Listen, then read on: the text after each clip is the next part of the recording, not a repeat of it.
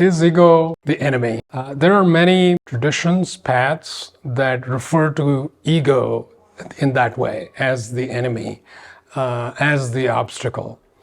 I look at ego as, in fact, even the word ego, since we have such strong associations with the word ego, I actually prefer to use the term sense of self, because then it conveys that it's not necessarily what's there, but it's my sense of it. Whereas ego has this very concretized sense. It has like, this is real, this is solid. And I think that can be actually not so useful, especially for the spiritual seeker who is looking for truth, who's looking for higher states of consciousness.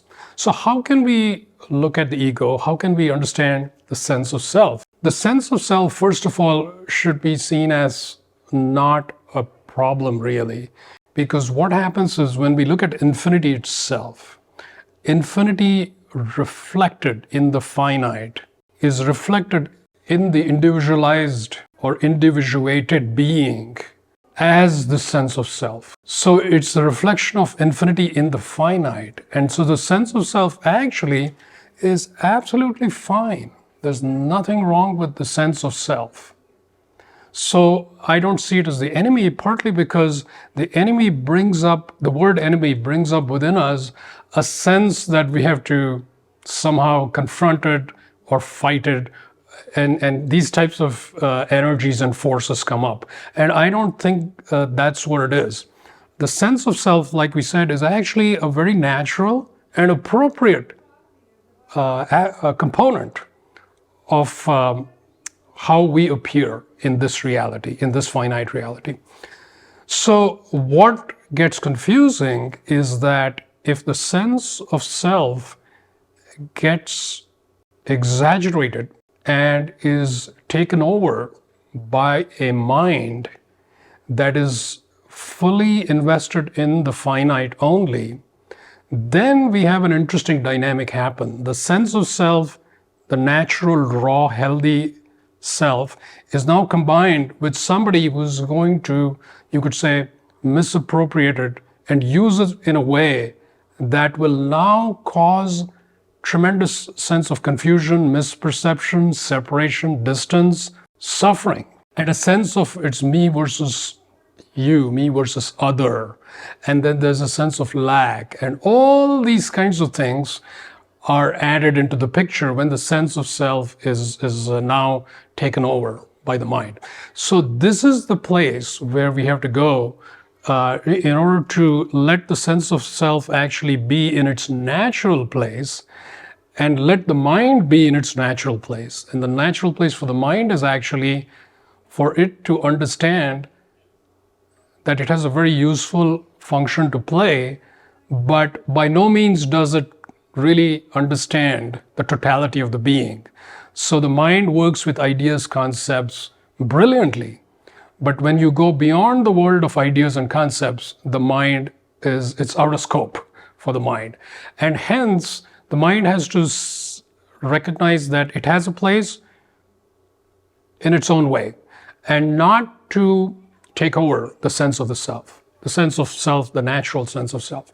So when that happens, you have the sense of self naturally become empty, actually. The sense of self in the natural state is vaporous, is like a gas. It's kind of there, but it's not really there. That's its natural state. And you can actually move through life. You can be very productive, very successful, very functional in this sense of self, which is amorphous, vapor-like. And the beauty of this sense of self, when it's working properly, is when it requires to step in a concrete way, which is more a specific identity has to come forward. It can come forward in that way and pretend to be a specific identity. And when that is not needed, which is really most of the time, it is able to relax back to its natural state of being like this vaporous emptiness. So this sense of self is the true reflection of infinity. And the healthy ego, if you want to use the word ego, that's the real healthy ego. When it knows its place, it steps forward, does what it needs to do, and then goes back to the relaxed state.